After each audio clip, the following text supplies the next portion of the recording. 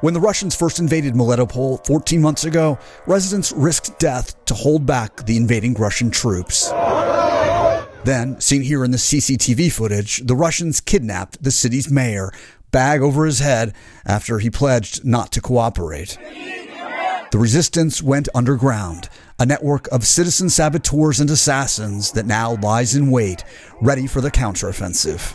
That mayor, Ivan Fedorov, is now in exile here in Kyiv after he was released in a prisoner exchange. We have a great resistance. It's hundreds, it's thousands of our citizens. Do they have weapons that they can use if the moment is right? Of course. Explosives?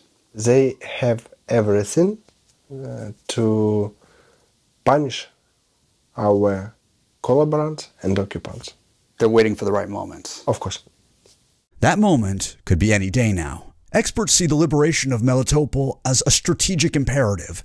The Russians use the city as a military logistics hub for transporting troops and supplies between their forces in the east and the occupied Crimean Peninsula. Retaking Melitopol would not just sever Russia's land bridge, it would also put Russian forces in Crimea in range of Ukraine's HIMARS rockets. After liberation of Melitopol, we can speak about liberation of Crimea. Russians appear to be readying for that threat, planting anti-tank dragon's teeth on Melitopol's roads. Meanwhile, the resistance there is strong enough to merit on the Institute for the Study of War's map its own category, Reported Ukrainian Partisan Warfare. Those partisans reportedly blew up a bridge used by the Russians to transport weapons and planted a car bomb that killed a Moscow-installed police chief. And now they're preparing to do more, much more. Though the mayor, understandably, not sharing all he knows. I think that it will be a great surprise for Russians when our soldiers will come near the border of Melitopol and shoots for Russian start to be not only from outside the city, but inside also. Are you guessing or do you know? I know. You know? Of course. Now we have a greatest cooperation between resistance from temporarily occupied territories and our secret services and militaries. How do they communicate safely? By different channels. They have a great communication. Fedorov says he meets regularly with President Zelensky, who presented the 34-year-old mayor with an award for his courage in refusing, even while imprisoned, to cooperate with the enemy. The mayor in exile keeps a busy schedule and stays close to his constituents.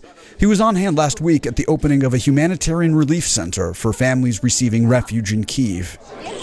Of Melitopol's pre-war population of 150,000, Fedorov estimates around half remain there. As Russian anxiety mounts ahead of the counteroffensive, Fedorov says his informants share with him details of Russian preparations for a possible retreat. All of us hope that they will run. And not destroy the place before they go? Now they make preparation for destroying. What kind of preparations? Mines, many our buildings. What kind of buildings? Schools, kindergartens, infrastructure building, heating system, water supply, administrative building, and other. How do you know those? Different ways. Your network. Citizens, native citizens. The sleeper cells are waiting for their cue. Jason Bellini, Scripps News, Kyiv, Ukraine.